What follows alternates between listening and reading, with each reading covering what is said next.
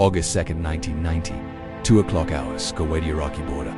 The desert silence is shattered not by the wind, but by the rhythmic, metallic roar of T-72 tanks.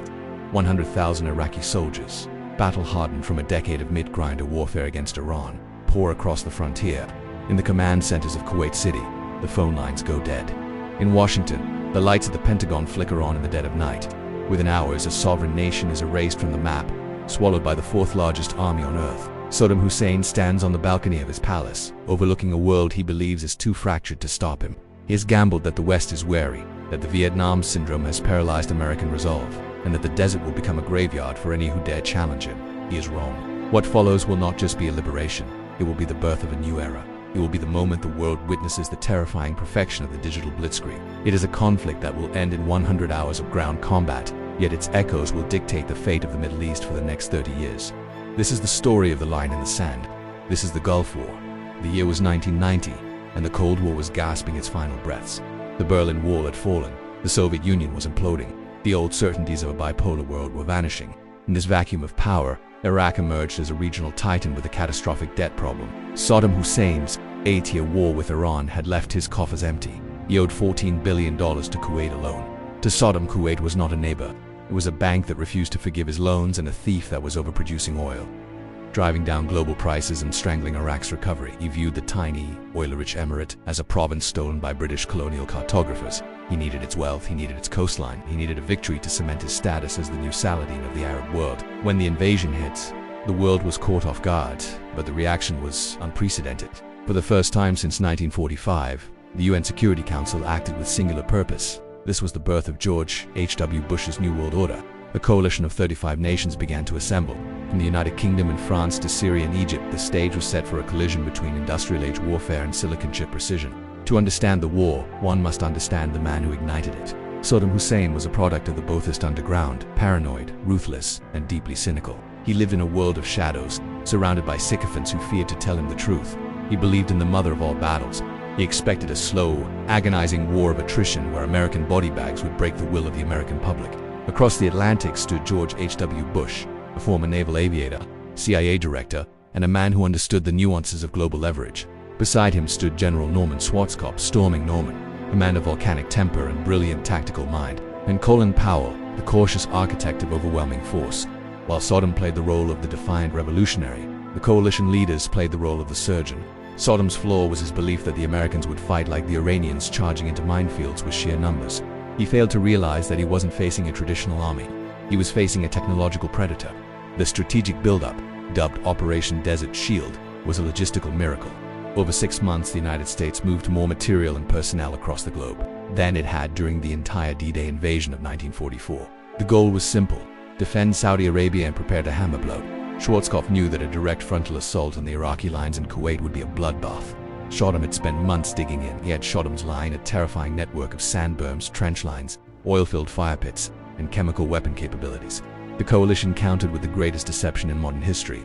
They made Saddam look east toward the Persian Gulf. Marines practiced high-profile amphibious landing drills on the beaches. Heavy divisions broadcasted radio signals from positions directly in front of the Iraqi lines.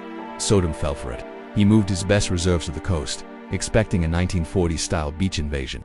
In reality, the coalition was moving the left hook. 2 entire army corps, hundreds of thousands of men and thousands of tanks were moving silently through the deep, trackless western desert. Hundreds of miles away from where the Iraqis were looking, they were going around the door, not through it. January 17, 1991, 2:38 hours. The air war began not with a bang, but with a whisper. F-117 Nighthawk stealth fighters, invisible to Iraqi radar, slipped into the heart of Baghdad. Suddenly, the sky over the city erupted. Tracers lit the night in a frantic, blind search for an enemy they couldn't see. The first targets were the eyes and ears of the Iraqi state. Integrated air defense systems, fiber optic command nodes, and radar stations were obliterated within the first hour. This was instant thunder. For weeks, the coalition flew over 100,000 sorties. They didn't just bomb troops. They dismantled the concept of a modern state. They destroyed bridges, power plants, and communication towers. On the ground, Iraqi soldiers were trapped in a hellscape. They were isolated, hungry, and terrified. When they tried to use their radios, they were jammed. When they moved, they were spotted by satellites and decimated by Jester STA Strike. The psychological shift was total. The fourth largest army in the world was being blinded and deafened. Before the ground war even began, February 24, 1991, 4 o'clock. Hours G-Day, the ground invasion began under a sky blackened by the smoke of hundreds of burning oil wells, ignited by retreating Iraqi forces.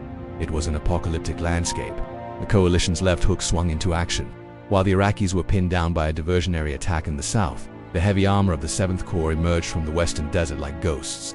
These were the M1A1 Abrams tanks, beasts of steel that could outrange, outspeed, and outgun anything in the Iraqi arsenal. The defining moment came at the Battle of 73 Easting. In a blinding sandstorm, Captain H.R. McMaster led a small troop of Eagle Troop, 2nd Armored Cavalry Regiment, directly into a massive division of the Iraqi Republican Guard. Visibility was near zero. The Iraqis thought the weather protected them. They were wrong. The Abrams tanks, equipped with advanced thermal imaging, saw the Iraqi T-72s as glowing white heat signatures through the dust. The Americans began firing at ranges the Iraqis couldn't even fathom. It wasn't a battle, it was an execution. Iraqi shells bounced off the Chabam armor of the Abrams, while the American silver bullet-depleted uranium rounds sliced through Iraqi tanks like they were made of paper. In 20 minutes, an entire Iraqi brigade was annihilated. Not a single American tank was lost. The Iraqi command structure collapsed. Retreating forces, choked with looted goods, attempted to flee Kuwait City on the main highway toward Basra. The coalition air forces caught them. The result was the highway of death, miles of charred, twisted metal and scorched earth. It was a scene of such absolute destruction that it horrified even the victors. Exactly 100 hours after the ground war started, President Bush declared a ceasefire. Kuwait was liberated. The Iraqi army was shattered. The numbers were staggering. The coalition suffered roughly 300 combat deaths. The Iraqi military lost an estimated 25,000 to 50,000 soldiers. Thousands more were captured. The political fallout was equally massive. Saddam Hussein, though defeated, was not removed from power. The ceasefire terms allowed him to keep his helicopter gunships, which he immediately used to crush internal uprisings by the Kurds in the north and the Shiites in the south. The New World Order was stained by the blood of those the West had encouraged to rise up, then abandoned. Economically, the war was a temporary shock that led to a decade of sanctions. Iraq was turned into a pariah state, its infrastructure crippled, its people pushed into poverty. For the coalition, the victory was a validation of the revolution in military affairs. It proved that technology, training, and total air supremacy could achieve objectives with minimal casualties. Or so it seemed. The critical mistake of the Gulf War was not tactical, but strategic. It was the decision to end the war without a clear plan for the day after. By leaving Saddam in power, the coalition ensured that the conflict never truly ended. General Schwarzkopf had the Iraqis in a pocket, but the haste to end the war, partly due to the optics of the highway of death, allowed the Republican Guard's core elements to escape back to Baghdad. These units would provide the backbone for Saddam's survival and the eventual insurgency that would haunt the region decades later. Furthermore, the stationing of American troops on Saudi soil, the land of the two holy mosques, became a primary grievance for a then obscure extremist named Osama bin Laden. The seeds of 9/11s were sown in the sands of the 1991 victory. The legacy of the Gulf War is the blueprint for the 21st century way of war.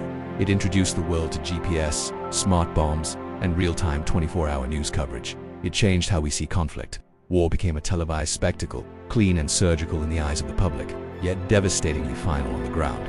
It ended the ghost of Vietnam for the American military, restoring a sense of invincibility that would last until the long, grinding occupations of the early 2000s. It showed that while you can destroy an army in 100 hours, you cannot solve a century of geopolitical tension in a week. Today, the rusted hulks of T-72 tanks still sit in the Kuwaiti desert, half buried by the shifting dunes. They serve as a grim reminder that, in the game of empires, victory is often just a prelude to a more complex tragedy. The mother of all battles did not end in 1991. It simply changed shape, waiting for the next generation to step into the heat. The desert remembers. The shadows of the war never truly fade. They only wait for the sun to move.